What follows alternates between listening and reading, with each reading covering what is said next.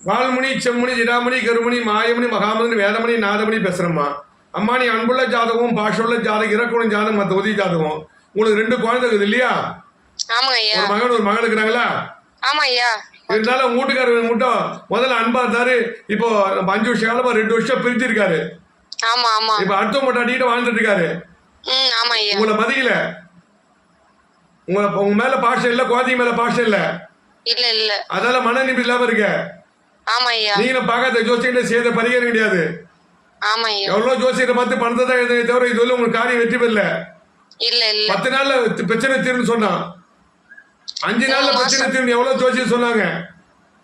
நீங்களும் பார்க்காத ஜோசியத்தை செய்த பரிகாரம் கிடையாது. கட்சியில எல்லாத்தையும் தோத்துட்டீங்க. கட்சியில எங்கிட்ட ஜோசியம் பார்க்க கேக்குறீங்க. இனிமேல் என் வீட்டுக்காரர் எங்கிட்ட வந்து சேரணும். என் பிள்ளைங்க பேச்சு கேட்கணும். இப்ப அடுத்தவங்க மட்டாட்டிக்கிட்ட வாழ்ந்துட்டு இருக்காரு. உங்களை விட்டுட்டு அதை பிரிஞ்சு உங்க பேச்ச உங்க வீட்டுக்காரர் கேட்கணும் இல்லையா? சொல்லுமா. இப்ப வந்து போனா இப்ப வந்துட்டாரு உங்க வீட்டுக்காரர் பேசுறாரு இல்லையாப்பா? எதுவும் இல்ல ஐயா. இதுவரையும் பேசல இல்ல. எவ்வளவு முயற்சி பண்ணி தோத்துட்டீங்க. கண்டிப்பா உங்க வீட்டுக்காரர் இனிமேல் வந்து பேசுவார். சரிங்க ஐயா. இப்ப வந்து தசா புத்தி உங்களுக்கு மாறி போச்சு. சரிங்க ஐயா. இப்ப நல்ல தசா புத்தி சூரிய தசை சந்திர தசை ஆரம்பிச்சு. சரிங்க ஐயா. அதனால நீ கவலைப்பட தேவையில்ல. சரிங்க ஐயா. இந்த வந்து 2-3 மாசத்துல உங்க வீட்டுக்காரர் உங்கள்கிட்ட வந்து பேசுவார். போதுமா? சரிங்க ஐயா. அந்த பொம்பளை விட்டு விலகிடுவார். சரிங்க ஐயா. மனைவி மக்கள் ஞாபகமே இல்லாம போயிடுச்சு அவருக்கு.